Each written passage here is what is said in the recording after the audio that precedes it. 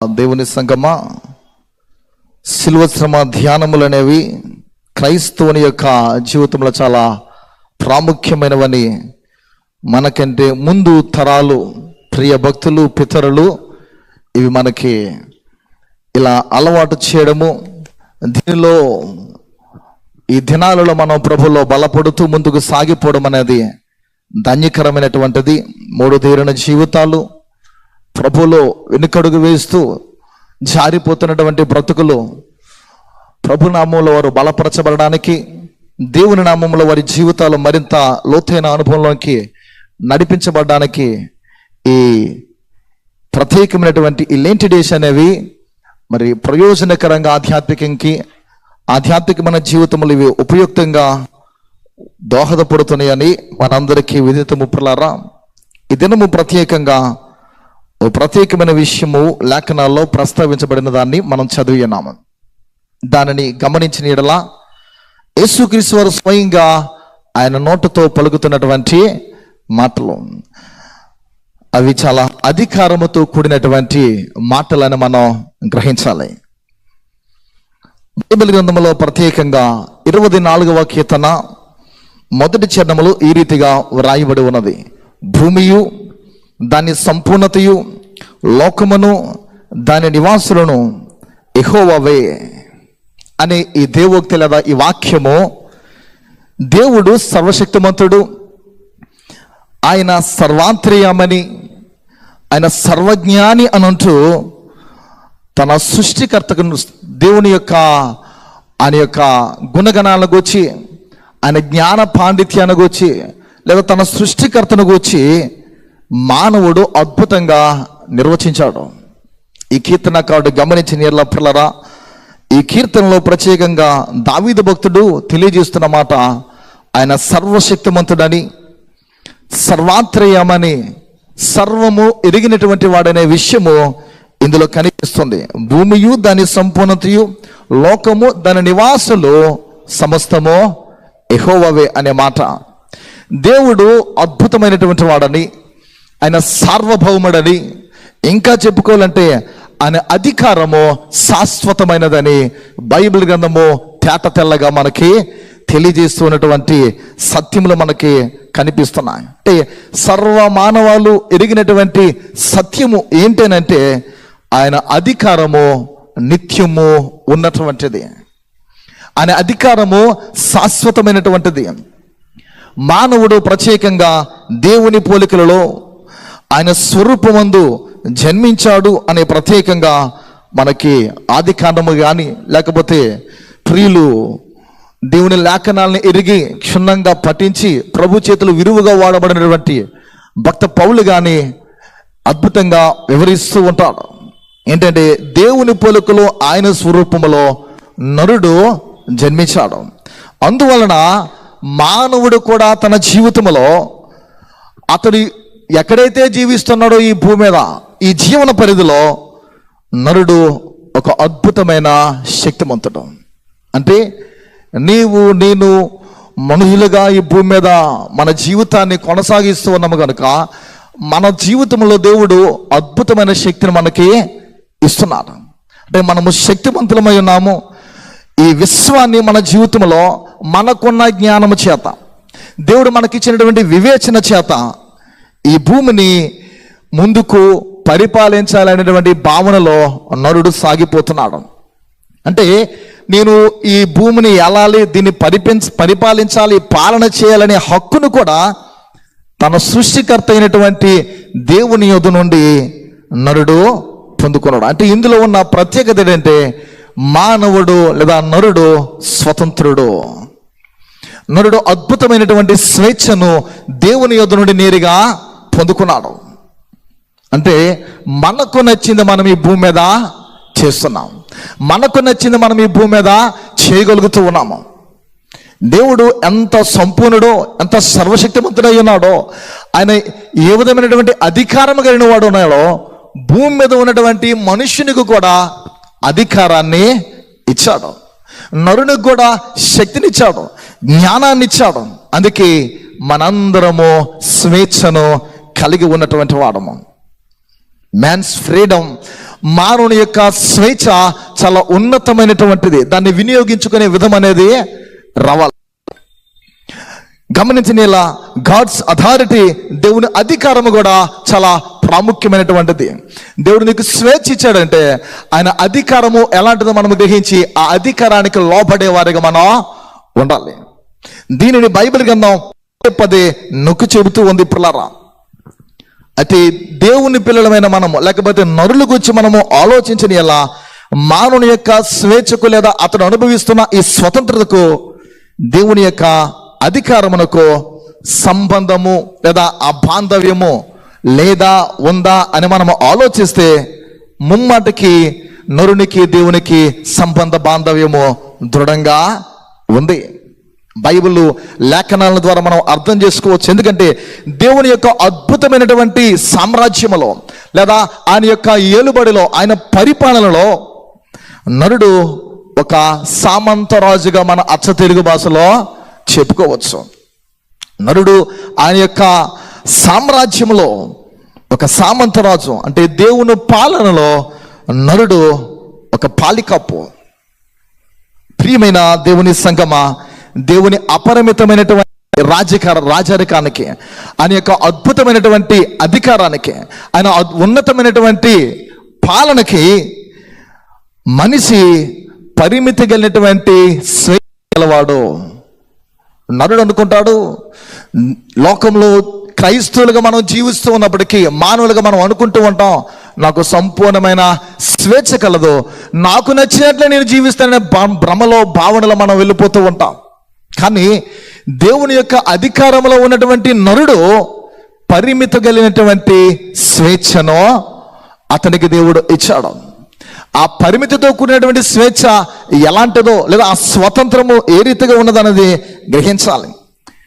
ఏదైతే దేవునికి నరునికి మధ్య ఉందో ఆ స్వేచ్ఛతో కూడినటువంటి అధికారము, ఆ సంబంధము సాగినంత కాలము, కొనసాగించినంత కాలము కూడా మానవుడు పుష్కలంగా దేవుని యొద్ద నుండి శాంతిని అనుభవిస్తాడు, సంతోషమును అనుభవిస్తాడు. నరుని యొక్క జీవితంలో ఆయన సౌభాగ్యము ముమ్మరంగా ఆయన యొద్ద నుండి పొందుకుంటాడు. ఎందుచేతనంటే దేవునికి మనకి సంబంధం ఉన్నంత వరకు, ఈ పొత్తు ఉన్నంత వరకు కూడా మన జీవితంలో దేవుని యొక్క సిరులు, ఈవులు, ఆశీర్వాదాలు అనుభవించగలం. అందుకే ఈయన నిజమైన ద్రాక్షవల్లిని, మీరు తీగలు అని ప్రభు యేసు ఉద్ఘాటించారు. ఎవరైతే ఆయనతో అంటుకట్టబడతారో తండ్రి వారిని చూస్తూ ఉంటారు.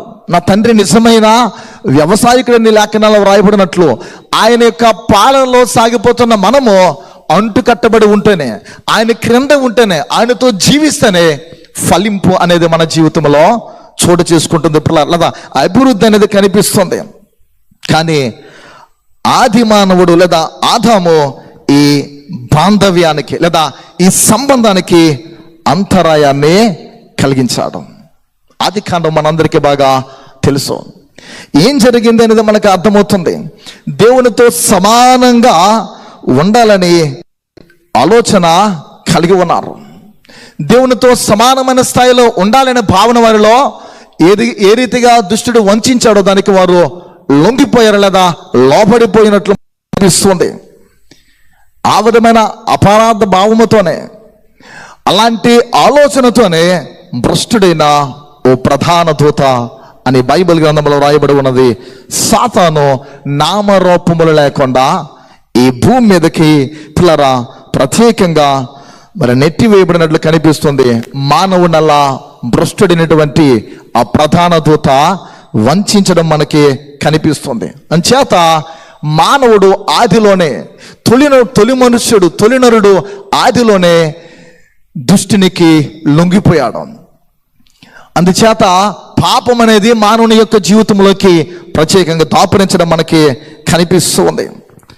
ఆనాటి నుండి నేటి వరకు మానవుడు దేవుని యొక్క సర్వాధికారాన్ని, దేవుని యొక్క పరిపాలనలో ఆయన మాట లేదా ఆయన యొక్క అధికారాన్ని ధిక్కరిస్తూ తనకు నచ్చినట్లు మనుష్యుడు తనకు అనుకూలమైనటువంటి రీతిలో తనకున్నటువంటి స్వేచ్ఛను, దేవుడు అనుగ్రహించిన అద్భుతమైనటువంటి ఆ స్వతంత్రతను నరుడు తనకు తానే తన స్వేచ్ఛను ప్రకటించుకుంటూ ఉన్నాడు ఈ భూమి మీద. తనకు నచ్చినట్లైనడు జీవిస్తూ ఉన్నాడు. అంటే పైన మనుష్యులమైన మనము నెగ్గుతున్నట్లు మనకు అనిపిస్తూ ఉంటుంది, కానీ నిజాన్ని గమనించిన ఎలా లోపల ఆంతర్యములో లేదా ఆధ్యాత్మికమైన మన జీవితంలో మగ్గిపోతూ ఉన్నాము. అంటే మన జీవితం ఎలా ఉంటున్నామంటే, నెగ్గుకుంటూ నా జీవితాన్ని విజయవంతంగా నన్ను నేను లీడ్ చేసుకుంటానని అనిపిస్తున్నప్పటికీ నిజానికి ఆత్మవంచనకు దారి తీసే ప్రమాదం అనేది ఉంది. ఒక కీర్తనతో వరకు పాటలు పాడినటువంటి పాటల్లో ఆత్మవంచనతో కీర్తన కనిపిస్తుంది. పిల్లలు, ఇరిగి ఇరిగి చెడిపోతీవి మనసా, ఇక నీ దిక్కెవరైనటువంటి కీర్తనలు గమనించిన ఎలా ఆయన తన శరీరాన్ని ఆ భక్తుడు కాల్చుకుంటూ ఆ ఏటిలో భయంకరమైనటువంటి ఎండల్లో తన తనువును శ్రమ పెట్టుకుంటూ తను ఎరిగి తప్పిపోతున్నాడని, చెడిపోతున్నాడని తన దేహాన్ని ప్రత్యేకంగా హింసించడం అనేది కనిపిస్తుంది.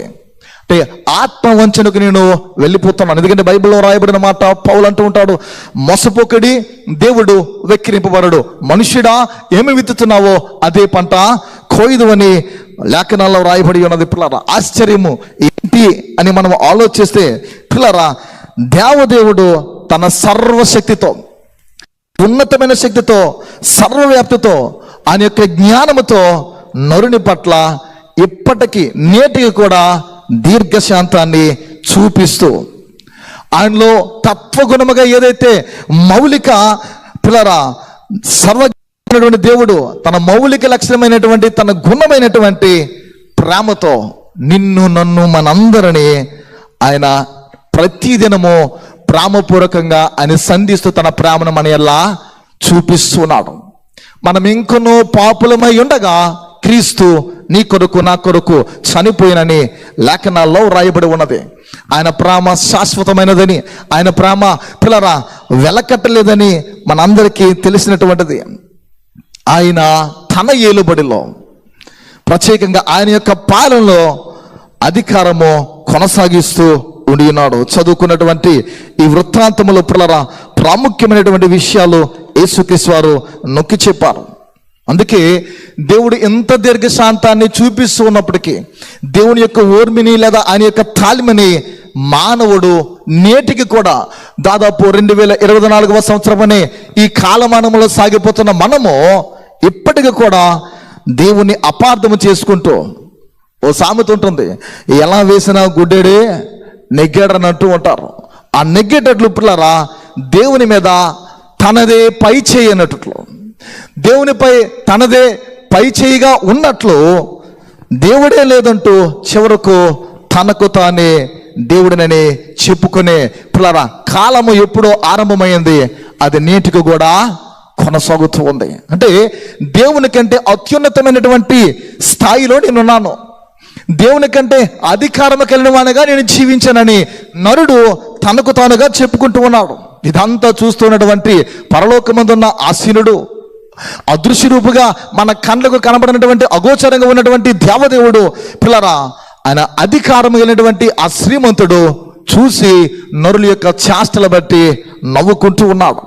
ఎందుకంటే విజ్ఞానము లేదా ఈ ఎడ్యుకేషన్ యొక్క చదువు అనేటువంటి పేరుతో దేవునికి విరోధంగా నేడు మనిషి చేస్తున్నటువంటి పనులన్నీ కోతి చేష్టలుగా కనిపిస్తున్నాయి.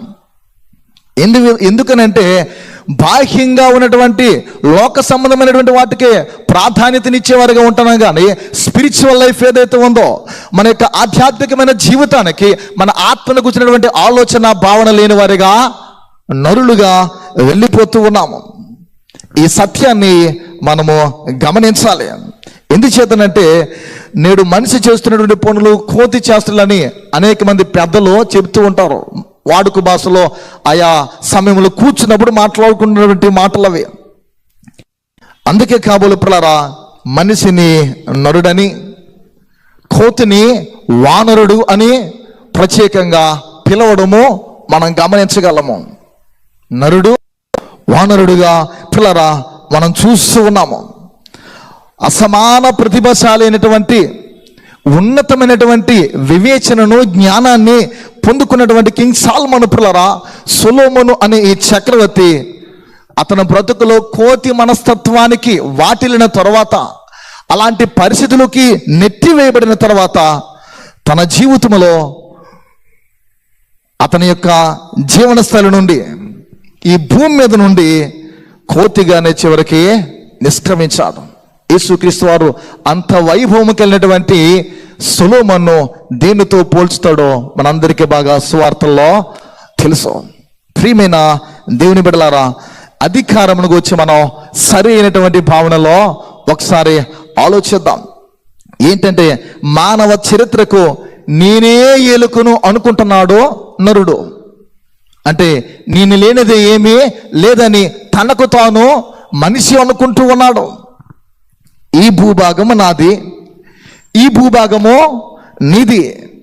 అటు ఇటు పిల్లరా, భూమిని ముక్క చెక్కలుగా నరుడు తన జీవితంలో ప్రత్యేకంగా విభాగించుకొని లోకాన్ని ఏలే నాథులుగా తనకు తానే మనుష్యులమైన మనము ఈ లోకాన్ని పాలించాలనుకుంటున్నాం, పరిపాలన చేస్తున్నాం. నిజానికి సర్వాధికారి అయినటువంటి వాడు పైన ఉన్నాడు. ఆయన సర్వమును చూస్తున్నాడు. కీర్తనకారుడు గానం చేస్తున్నట్లు, యెహోవాను వెదకవారు కలరేమోనని మీది ఆకాశం నుండి ఆయన వంగి చూస్తున్నాడని లేఖనాల్లో వ్రాయబడ్డాయి. చరిత్ర అంటే దేవుని కార్యాలని, చరిత్ర అంటే దేవుని యొక్క క్రియలని, ఆయన అద్భుతమైనటువంటి విషయాలని, ఆయన సంకల్పాలు నెరవేర్చబడమే అని పిల్లరా. అసలు చరిత్ర అనే చొక్కానే దేవుని యొక్క చేతిలో, ఉన్నతుడైనటువంటి ప్రభుయేసు చేతిలో, దేవదేవుని యొక్క చేతుల్లోనే ఉందని భూలోకంలో నివసిస్తున్నటువంటి నివాసులమైన మనము, మనుష్యులమైన మనము ఒప్పుకోలేకపోతున్నాం. కారణం ఏం చేత? ఎందుకని ఆలోచిస్తే అహము, అతిశయము, గర్వము అనేది పిల్లరా మనిషిలో ప్రారంభము నుండే అది తిష్ట వేసి కూర్చుంది. చేత దేవుని బిడ్డలను మన జీవితంలో ఇంకో మర్మం కూడా మనుషులకు తెలియని పరిస్థితుల్లో మనం జీవిస్తున్నది ఏంటంటే, మానవుడు దేవుని అధికారం ఏదైతే ఉందో ఆ అధికారాన్ని ధిక్కరిస్తూ ఏమి చేసినా దానిని దేవుడు తన సంకల్పాల సిద్ధికే, అంటే ఆయన కార్యములు నెరవేర్చుకోవడానికి దేవుడు వినియోగించుకుంటాడు అన్న సత్యము మనుష్యులమైన మనము గ్రహించలేకపోతున్నాం. అది ఏదైనా సరే, దేవుని అధికారం ఏదుందో, దేవుని మాటలు ఏమున్నాయో వాటిని మనం ధిక్కరిస్తూ జీవిస్తూ ఉన్నప్పటికీ ఆయన ఏది చేసినా చూసి అలా ఊరుకునే అధికారం కలిగిన దేవుడో కాదు. ధిక్కరిస్తున్నటువంటి సమయంలో ఆయన సంకల్పము, ఆయన ఉద్దేశం ఏదో ఉందో దానిని, ఆయన కార్యాన్ని, తన సంకల్పాలను నెరవేర్చుకోవడానికి నిన్ను వాడుకుంటాడు. అంటే దేవుడు ఎంత గొప్పవాడంటే చివరకు నా బుద్ధిహీనత ఏదైతే ఉందో, తిరస్కార స్వభావం ఏదైతే ఉందో వాటిని కూడా తన కార్యాలను నెరవేర్చుకోవడానికి దేవుడు ఇట్టే తిప్పగలడు. ఫర్ ఎగ్జాంపుల్, దుడుకు స్వభావం కలిగినటువంటి పేతురు, ఉద్రిక్తుడైనటువంటి పేతురు తన యొక్క జీవితంలో ఉన్నటువంటి ఆ స్వభావాన్ని కార్యాల కొరకు పేతురును ఇట్టే దేవుడు త్రిప్పినట్లు తన ఉన్నతమైన ఆశయాల కొరకు, తన సంకల్పాల కొరకు దేవుడు మనల్ని కూడా అలా వినియోగించుకోగలడు. 3 విషయాలు చెప్పి నా సందేశాన్ని ముగిస్తాం. మొదటిది గమనించిన ఇలా, సీజర్ అగస్టస్ పిల్లరా, ఆయన యొక్క అథారిటీ ఎలా ఉన్నది, లేదా ఆయన యొక్క అధికారము, సీజర్ అగస్టస్ అనేటువంటి ఈ రోమా చక్రవర్తి యొక్క అధికారము ఏ రీతిగా ఉన్నది అని ఆలోచిస్తే, అతని యొక్క ఏలుబడి కాలంలోనే యేసు ప్రభువారు జన్మించారు. సీజర్ అగస్టస్ యొక్క ఏలుబడిలో ప్రభు యేసు జన్మించారు. ఈ సీజర్ ఎంత అహంభావం అంటే తానే మానవ రక్షకుడు అని తన జీవితంలో ఆ బిరుదు, తన యొక్క పేరును తగిలించుకున్నారు. Caesar Augustus the saviour of the world. తన అహంకార పోషణార్థము ఆనాటి కాలములో అతని ఏలుబడిలో పిల్లరా సామ్రాజ్య ఎన్నికలను శాసించాడు. ఇది సర్వలోకం యొక్క ప్రథమ ప్రజా సంఖ్య. మత్తయి సువార్త 2వ అధ్యాయము 1 నుండి 7 వచనాల్లో ఈ వృత్తాంతం మనకు కనిపిస్తుంది. ఈ శాసనాన్ని జారీ చేయించింది నిజానికి దేవదేవుడే. కానీ పిల్లరా, దేవుడు దీన్ని చేయించినప్పటికీ అది ప్రభువే దేవదేవుడే చేయించాడని కైసరుకు నిజానికి తెలియదు. గమనించిన ఈ శాసనాన్ని పురస్కరించుకుని నజరేతులో ఉన్నటువంటి మేరీ కన్య ఆమె యొక్క జీవితంలో మరియు పిల్లరా తన ప్రసూతి కోసము ఆ ప్రసవ కాలము సమయంలో బెత్లెహేము ప్రాంతం ఆమె వెళ్ళడము జరుగుతూ ఉంది. తద్వారా లేఖనాల ప్రవచనాలు ఏవైతే ఉన్నావో, దేవుని యొక్క ప్రవచనాలు ఏవైతే వ్రాయబడి ఉన్నాయో ఆ ప్రవచనాలన్నీ పిల్లరా మత్తయి సువార్తలో ప్రత్యేకంగా నెరవేర్చబడడం మనం గమనించగలం. కైసర్ అతని జీవితంలో మనం గమనించిన ఆ నమోదు ప్రతుల్లో ఏవైతే ఆనాటి కాలంలో ప్రథమ ప్రజా సంఖ్య వ్రాయబడి ఉన్నాయో ఆ పత్రాల్లో లేదా ప్రతుల్లో నరావతరుడని యేసుక్రీస్తు యొక్క పేరు లిఖించబడ్డం అనేది కనిపిస్తుంది. ఇది చారిత్రక సాక్ష్యం. ఆనాటి కాలంలో చరిత్ర ఉన్నటువంటి అద్భుతమైనటువంటి ఘట్టము సాక్ష్యం. అప్పటి నుండి క్రీస్తు శకం అనేది ఆరంభమయ్యింది. బెత్లెహేము శిశువులో ప్రభు యేసు యొక్క చేతిలో ఆయన బాలునిగా ఉన్నప్పుడు అగోచర అధికార ప్రతులు అనేవి ఉన్నాయి. అవి సర్వలోకం యొక్క అంతిమ ప్రజా సంఖ్య. దానిని బైబిల్ గ్రంథంలో జీవ గ్రంథం అని సూచిస్తుంది. పిల్లరా, తుది మాట నిజాన్ని గమనించిన అయ్యింది. అతడి ఉద్దేశము తానే మానవ రక్షకుడు అని చాటు చెప్పుకోవాలనుకున్నాడు. కానీ దేవుని ప్రణాళిక యేసుక్రీస్తు వారి పేరు అక్కడ లిఖించబడము, ఆయన అధికారం ఏదైతే ఉందో, ఆయన సామ్రాజ్య పాలన ఏదైతే ఉందో అది రాయబడ్డము కావాలి. కనుక దేవుడు అనుకున్నది దేవుని యొక్క తలంపు మాత్రమే నెగ్గినట్లు కనిపిస్తుంది. రెండవది సీజర్ క్లాడియస్ పిల్లలు గమనించిన ఇతను గురించి అపోస్తల కార్యములు 18వ అధ్యాయములో చక్కటి మాట వ్రాయబడుతూ ఉంటుంది. మనం చదువుకున్న వృత్తాంతానికి 3 వెళ్దాం పిల్లరా. ఇతని గురించి 18వ అధ్యాయం మొదటి నుండి చదివితే, అటు తరువాత పౌలు ఏథెన్స్ నుండి బయలుదేరి కొరింథుకు వచ్చి పొంతు వంశీయుడైన అకుల అను ఒక యూదుని అతని భార్య అయిన ప్రిస్కిల్లను కనుగొని వారి యొద్దకు వెళ్ళును. యూదులందరూ రోమా విడిచి వెళ్ళిపోవాలని క్లౌదియా చక్రవర్తి ఆజ్ఞాపించినందున వారు ఇటలీ నుండి క్రొత్తగా వచ్చిన వారు వృత్తికి డేరాలు కుట్టువారు. పౌలు అదే వృత్తి గలవాడు గనుక వారితో కాపురము ఉండెను. వారు కలిసి పనిచి విషయము పిల్లరా, ఇతని పేరు అపోస్తల కార్యంలో కనిపిస్తుంది. ఈ చక్రవర్తి పేరు పిల్లరా, ఇతనికి ఓ అభిప్రాయం కలిగింది. ఏంటి ఆ ఉద్దేశము అంటే, తాను జారీ చేసిన శాసనానుసారంగా దానిలో ఉన్న విషయం ఏంటంటే, ఇటలీ దేశం నుండి జ్యూస్ ఎవరైతే ఉన్నారో యూదులందరూ కూడా ప్రత్యేకంగా బహిష్కరింపబడాలి. అంటే ఆ ప్రాంతంలో యూదుడనేవాడు ఎవడు జీవించడానికి నివసించడానికి అర్హుడు కాదు. వారందరినీ బహిష్కరించడము జరిగింది. పాంటాస్ అనేటువంటి ఊళ్ళో హిస్టరీ చూస్తే పిల్లరా, అకుల మరియు ప్రిస్కిల్లా అనే ఈ యోధా దంపతులు అక్కడ నుండి వెడలిపోవడం అనేది జరిగింది. ఆ పరిస్థితి కలిగింది పిల్లరా. వారు డేరాలు తెరచాపలు కుట్టే శ్రామికులు బైబిల్లో వ్రాయబడి ఉన్నది పిల్లరా. అలాంటి పనిని వారు కలిగి ఉండడం, అందుని బట్టి ఆ సమీపం ఉన్నటువంటి కొరింథు అనే పెద్ద రేవు పట్టణము వారు చేరుకున్నారు.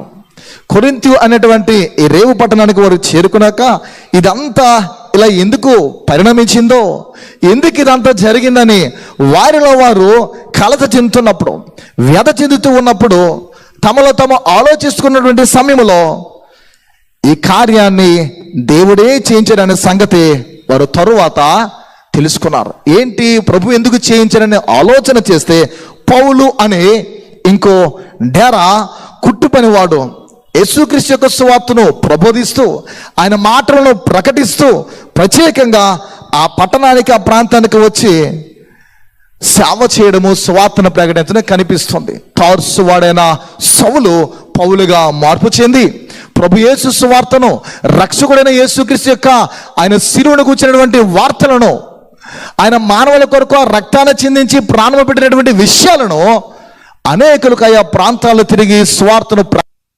కొరింథీ ప్రాంతం రావడమో జరిగింది. అక్కడికి వచ్చిన తర్వాత పౌలు ద్వారా వారిరువురు ఆ దంపతులు రక్షింపబడ్డారు. కొరింథీ సంఘమునకు గొప్ప నాయకులుగా, పరిచారకులుగా ఏర్పాటు చేయబడ్డారు.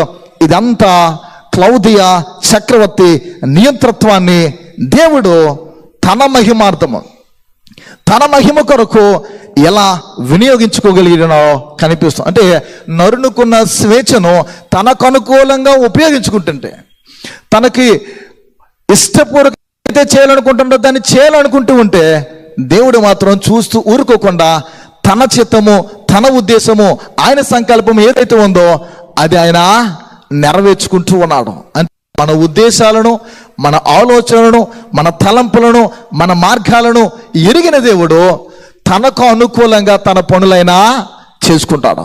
నువ్వు ఎలాంటి పరిస్థితిలో ఉన్నా, ఎలాంటి పొజిషన్లో ఉన్నా, ఎలాంటి స్థితిలో ఉన్నా, ఏ విధమైనటువంటి భావనలో నీవు ఉన్నా, ఆయన తను చేయాలనుకున్నది మాత్రం చేయక మానడు.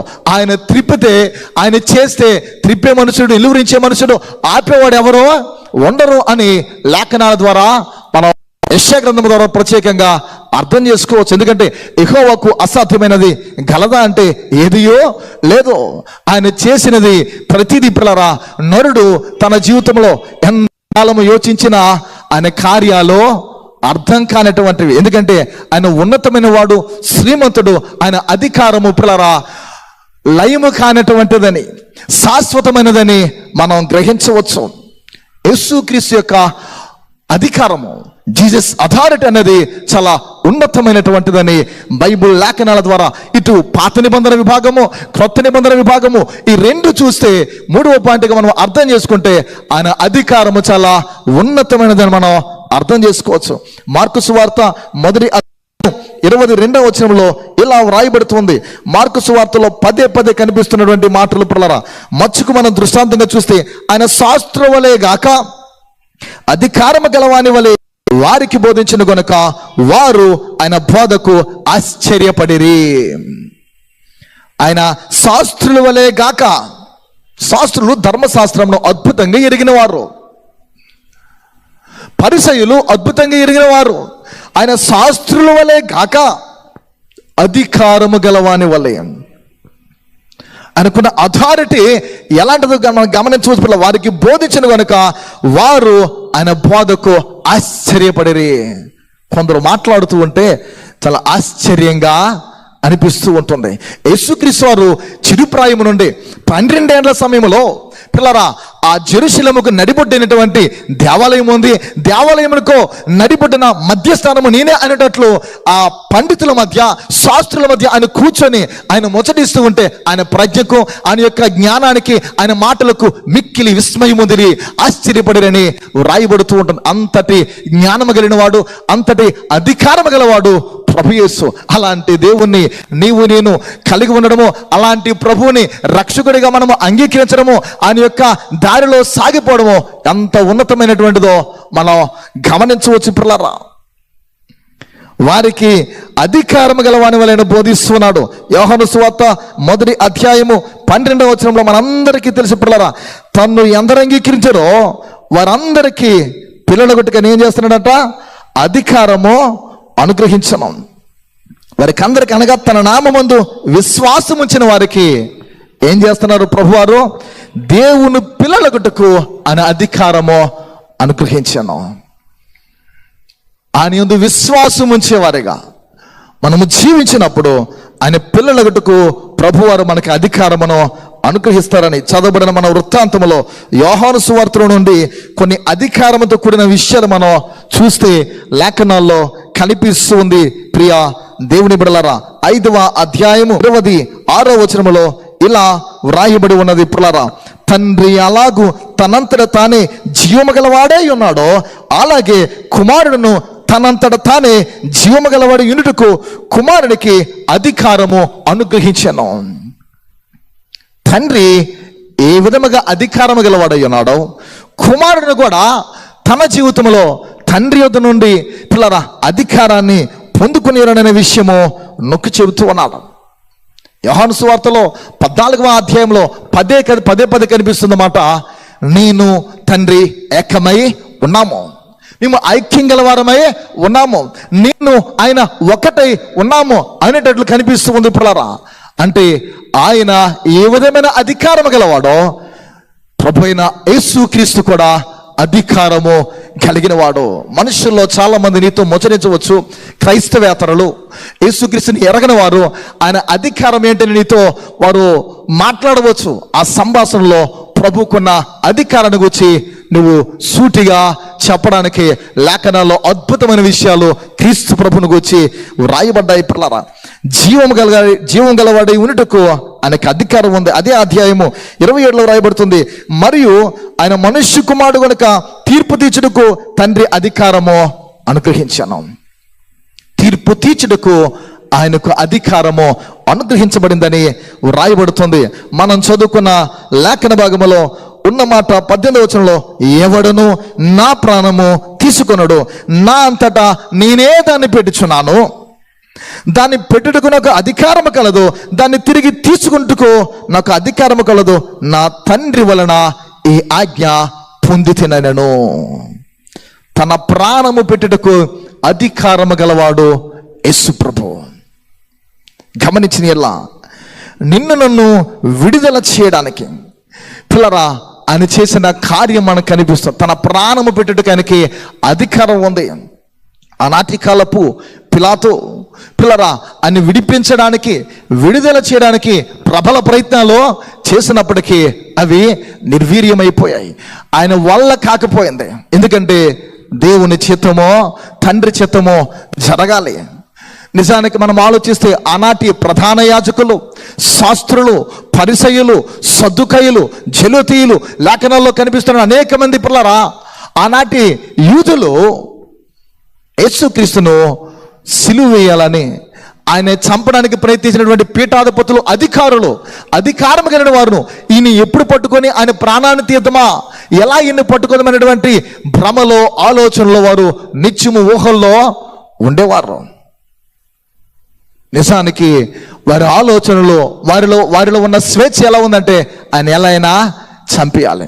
ప్రభు చిత్తము, దేవదేవుని చిత్తం ఎలా ఉందంటే తండ్రి చిత్తము ఆయన ప్రాణము పెట్టుటకు నాకు అధికారమో కలదు. నా అంతడు నేనే ప్రాణము పెట్టగలను, ఎవడను దాన్ని తీయలేడు.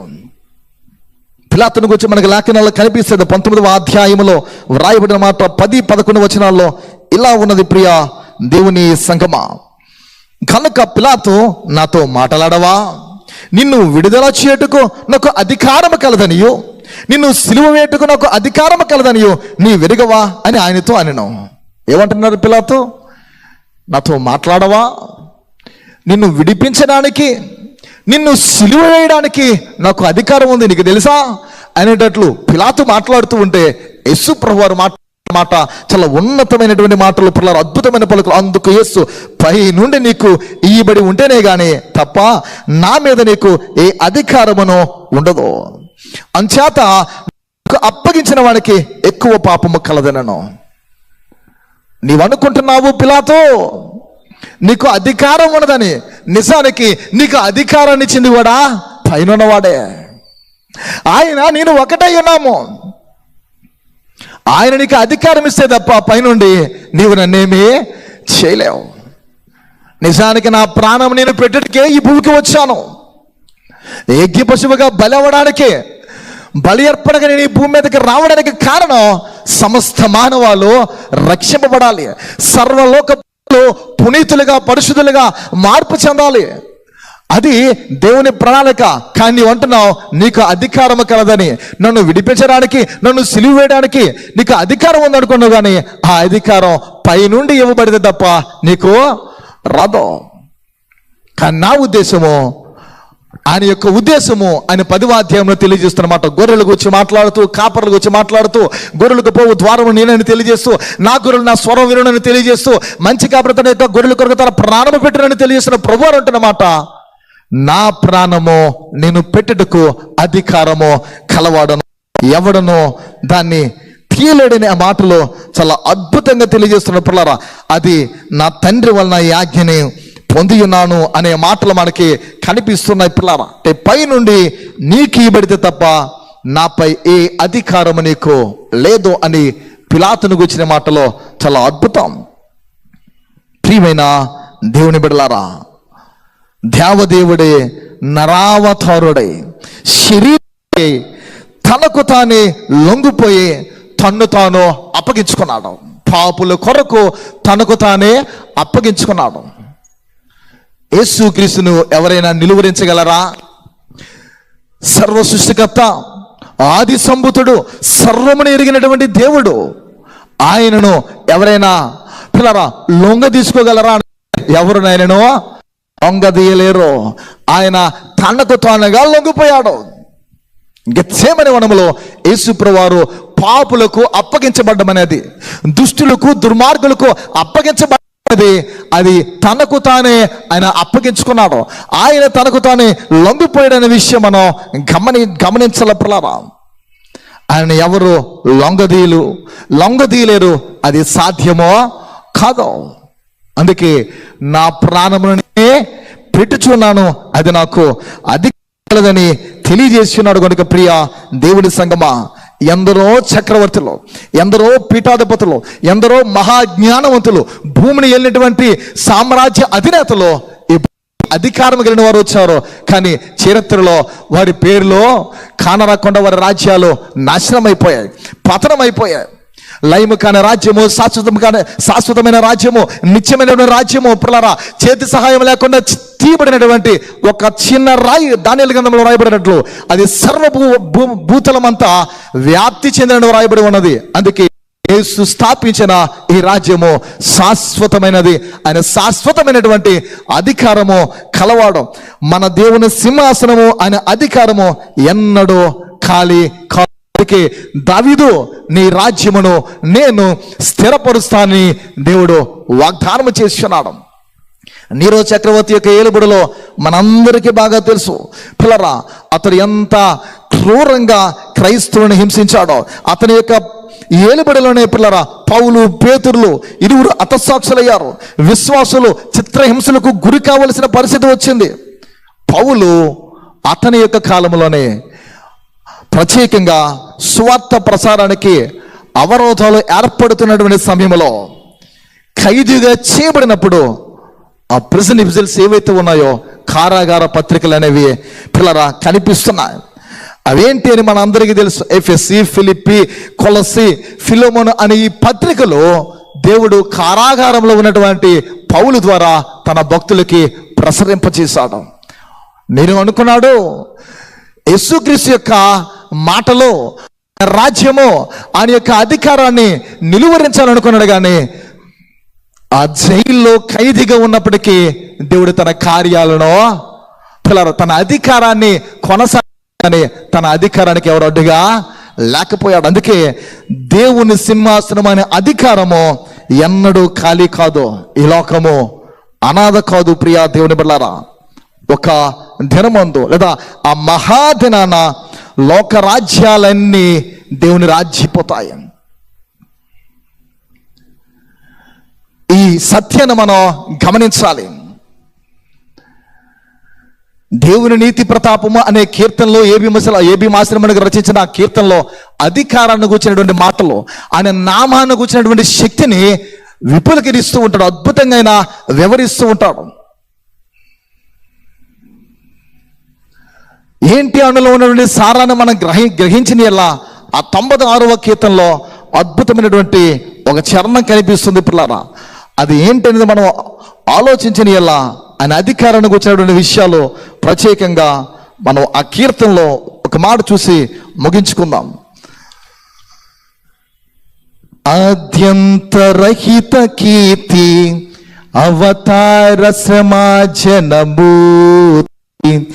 ఆకాశరాసుల ఆధిపతి అవని సృజనాత్మ ప్రతీతి అఖిల ప్రపంచ ప్రదాత అధినేత. అఖిల ప్రపంచ ప్రదాత, అధినేత, అనుదిన కృపలుడు, సుఖదాత. యేసుక్రీస్తు దైవసుతుండు, యేసుక్రీస్తు మనుజసుతుండు, యేసుక్రీస్తు దేవుండు, ఏసే ప్రభువు స్తుతి పాత్రుడు అనే అధికారము శాశ్వతమైనది. ఆయన గొప్ప పాలన చేసిన వాడు. లోక రాజ్యాలని, లోక పాలనని, పిల్లరా, ఇవేవైతే ఉన్నావో ఓ దినమందు లోక నివాసులు, లోక రాజ్యాలన్నీ దేవుని రాజ్యాలుగా రూపొందుతాయి, దేవుని రాజ్యాలుగా మారిపోతాయి. అందుచేత ధైర్యముతో, ఆనందముతో మన జీవితంలో క్రైస్తవులుగా మన ప్రభువుకు యేసుక్రీస్తు యొక్క సిలువ దారిలో, సిలువ మార్గములో మనల్ని మనం ఉపేక్షించుకుంటూ, మన సిలువను మనం ఎత్తుకుంటూ, ఆ సిలువ మార్గములో దేవునికి సజీవ సాక్షులుగా మన దేహాత్మను సమర్పించుకొని సాగిపోదాం. అలాంటి కృపను, అలాంటి మహదైశ్వర్యాన్ని దేవుడు మనకు అనుగ్రహించి ఆయన అధికారానికి లోబడి దీన మనస్కులుగా ఆయన బలిష్టమైన చేతి క్రింద ఉందాం. తగిన సమయంలో హెచ్చింపబడదాం. రండి, తలలో ఉంచుకుందాం, ప్రార్థిద్దాం. దేవుడి వాక్కులు దీవించును గాక.